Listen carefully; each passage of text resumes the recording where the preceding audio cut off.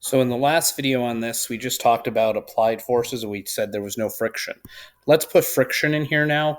And so if the kinetic friction represents a value of mu k, then when we want to solve this problem, friction is going to be acting opposite the direction of motion.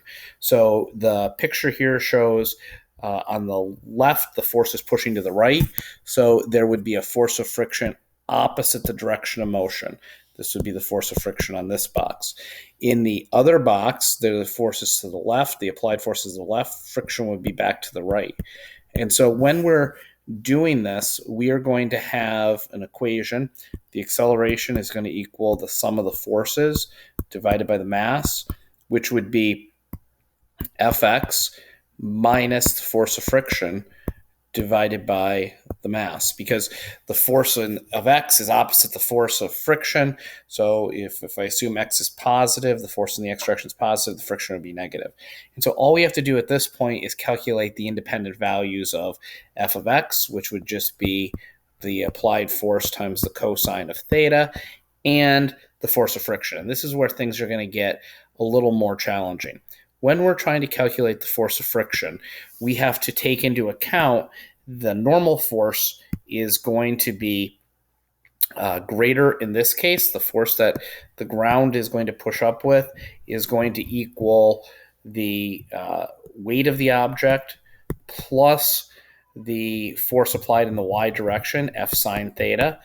And in the case on the right here, it's going to be less, because this is going to be the weight of the object minus F sine theta, because F sine theta does some of the lifting. You can see this right here. It's lifting up on the object.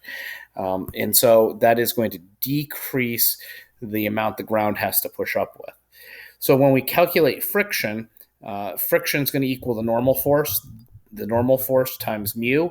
So it's going to be this value here times mu, or this value here times mu.